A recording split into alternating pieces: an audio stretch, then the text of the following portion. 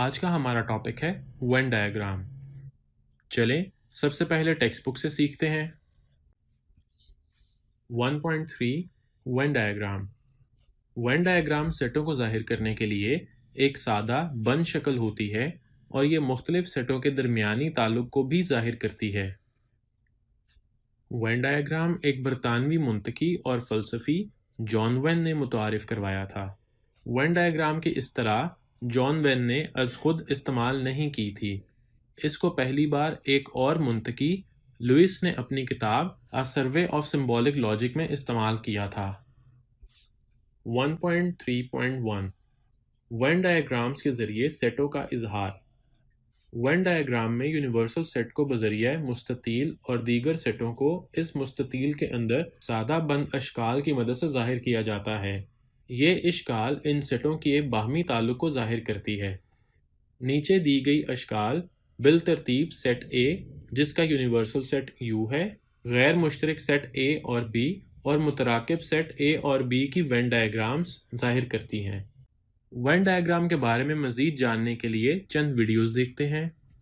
Venn diagrams और set operations के इस सबक में खुशामदीद। इस वीडियो का मकसद वेन डायग्राम्स को डिफाइन करना है। वेन डायग्राम्स सेट्स के दरमियान ताल्लुक को जाहिर करता है और सेट ऑपरेशंस को डिफाइन करने के लिए एक वेन डायग्राम एक विजुअल डायग्राम है जो एक दूसरे के साथ सेट्स के ताल्लुक को जाहिर करता है। तमाम एलिमेंट्स का सेट यूनिवर्सल सेट कहलाता है जिसे रेक्टेंगल के जरिए जाहिर किया जाता है। जैसा कि हम यहाँ देखते हैं, ए का कॉम्प्लीमेंट यू में तमाम एलिमेंट्स का सेट है जबकि ए में नहीं है, या सेट बिल्डर नोटेशन इस्तेमाल करते हैं।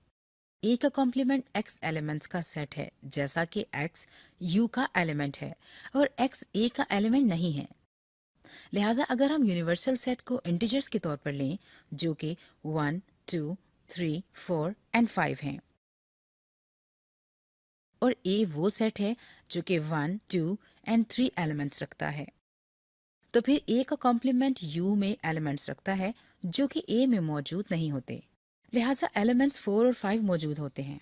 एलिमेंट्स 1, 2 और 3 सेट ए के अंदर होंगे और एलिमेंट्स 4 एंड 5 सर्कल ए के बाहर होंगे। सेट ए और बी डिस्जॉइंट हैं अगर वो कोई भी कॉमन एलिमेंट शेयर नहीं करते।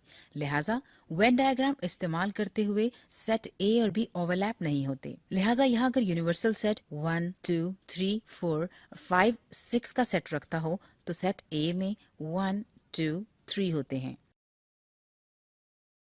सेट बी 1, 2 एंड 3 नहीं रखता, लेकिन इसे यूनिवर्सल सेट के साथ एलिमेंट्स रखने होते हैं। हो सकता है कि बी 4 एंड 5 रखता हो। लिहाजा वेन डायग्राम के लिए 1, 2 एंड 3 सेट ए के अंदर होता है, 4 एंड 5 सेट बी के अंदर होते हैं और 6 दोनों सर्कल्स के बाहर होगा।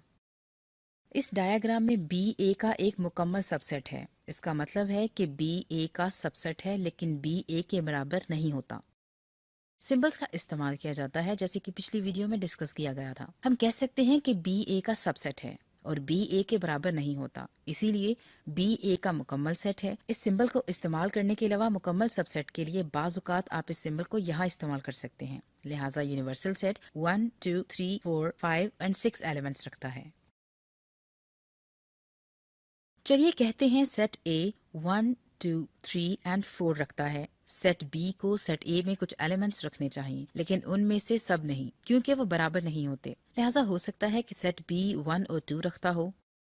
हमारे पास सेट बी में 1 एंड 2 एलिमेंट्स होंगे जो सेट ए में भी होंगे। 3 एंड 4 सेट बी के बाहर होंगे लेकिन सेट ए के अंदर 5 एंड 6 अभी तक यूनिवर्सल सेट हैं। और अगर हमारे सबसेट बराबर हों तो इसका मतलब है कि बी ए का सबसेट है और बी ए के बराबर है। लिहाजा ए और बी में तमाम एलिमेंट्स एक ही सर्कल में होते हैं। लिहाजा यूनिवर्सल सेट 1, 2, 3, 4 एंड 5 हैं। अगर सेट ए 1, 2 एंड 3 रखता है तो फिर इस सूरत हाल में सेट बी 1, 2 एंड 3 एलिमेंट्स रखता है। यहाँ हमारे पास 1, 2 एंड 3 हैं और फिर ए और बी के बाहर 4, 5 एंड 6 हैं। अगर ए बराबर हो बी के तो हम कह सकते हैं कि ए बी का सबसेट है और बी ए का सबसेट है। ए और बी एलिमेंट्स के सेट का इंटरसेक्शन है। दोनों सेट ए और बी सिंबल्स का इस्तेमाल करते हैं। हमारे पास ए इंटरसेक्शन बी है जो तमाम एलिमेंट्स एक्स के बराबर होते हैं, लिहाजा एक्स ए और बी के साथ होता है। लिहाजा यूनिवर्सल सेट 1, 2, 3, 4, 5 एंड 6 के बराबर होता है। सेट ए 2, 3 एंड 4 के बराबर होता है।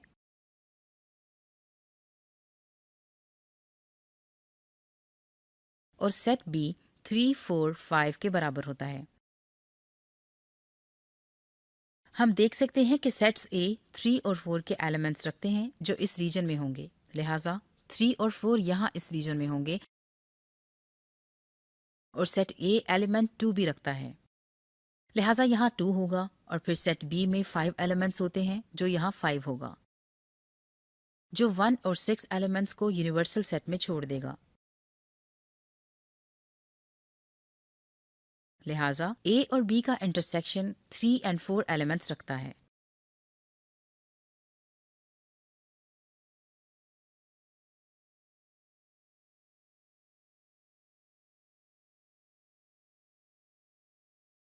अब यूनियन सेट्स के बारे में बात करते हैं। ए और बी का यूनियन सेट ए और सेट बी में तमाम एलिमेंट्स का सेट है, लिहाजा ए यूनियन बी तमाम एलिमेंट्स एक्स के बराबर होता है, जैसा कि एक्स ए के साथ और एक्स बी के साथ मौजूद होता है। लिहाजा इंटरसेक्शन और यूनियन के दरमियान फ़र्क ये है कि हम इंटरसेक्शन ए एन और यूनियन ए एन रखते हैं, या एक ही तरह के सेट्स इस्तेमाल करते हैं जैसा हमने इंटरसेक्शन के लिए किया। मिसाल के तौर पर ये एक ही तरह का दिखाई देता है। अब यूनियन तमाम एलिमेंट्स की होगी जो ए और बी में होंगे, लिहाजा हम इस पूरे रीजन के बारे में बात करेंगे, क्योंकि सिर्फ एक एलिमेंट यूनियन के लिहाज से इनमें से एक होना चाहिए, लिहाजा ए यूनियन बी। इस केस में तमाम एलिमेंट्स 1 एंड 6 के अलावा यूनिवर्सल सेट में होंगे, लिहाजा हमारे पास 2, 3, 4 एंड 5 हैं। इस एम्प्टी सेट के बारे में कुछ चीज़ों के बारे में बताना ज़रूरी है।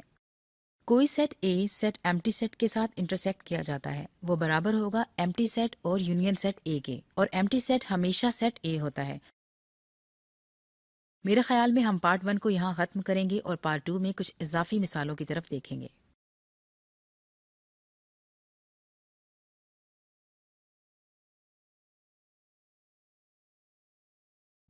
एक और वीडियो देखते हैं। आज का हमारा टॉपिक है वेन डायग्राम। सबसे पहले हम वेन डायग्राम की डेफिनेशन को डिस्कस करते हैं। A universal set is represent in the form of rectangle, it's subset represented in the form of closed figures inside the rectangle, it's joining figure is the representation for a is a subset of universal set through Venn diagram. अगर हमें दो sets A और you दिए गए हों और ए set universal set का subset हो तो वेन डायग्राम की फॉर्म में उसे इस तरह रिप्रेजेंट किया जाता है। Demonstration of union and intersection of three overlapping sets through Venn diagram. सबसे पहले हम देखते हैं कि A union B union C के सेट्स को किस तरह वेन डायग्राम के थ्रू रिप्रेजेंट किया जाता है। बी यूनियन सी को हॉरिजॉन्टल लाइन से रिप्रेजेंट किया जाएगा, जबकि A union B union C को वर्टिकल लाइंस के थ्रू रिप्रेजेंट किया जाएगा।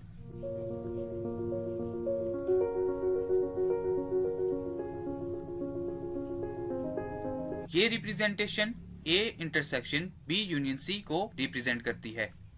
अब हम देखते हैं कि A union B intersection C को किस तरह वेन डायग्राम के थ्रू रिप्रेजेंट किया जाता है।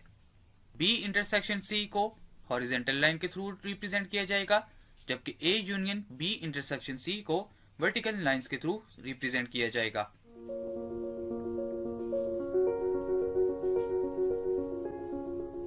ये part A union B intersection C को रिप्रेजेंट करता है। अब हम देखते हैं कि A intersection B union C को वेन डायग्राम के थ्रू किस तरह रिप्रेजेंट किया जाता है। बी यूनियन सी को हॉरिजॉन्टल लाइन के थ्रू रिप्रेजेंट किया जाएगा, जबकि A intersection B union C को वर्टिकल लाइंस के थ्रू रिप्रेजेंट किया जाएगा।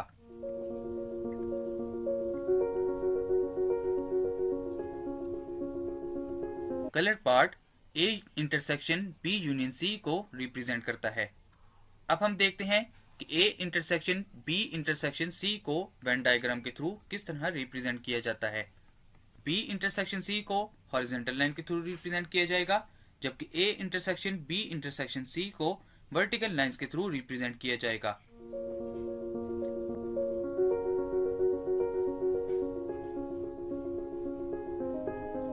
इसमें ये part A intersection B intersection C को रिप्रेजेंट करता है। चंद एमसीक्यूज की मदद से कॉन्सेप्ट को मजीद क्लियर करते हैं।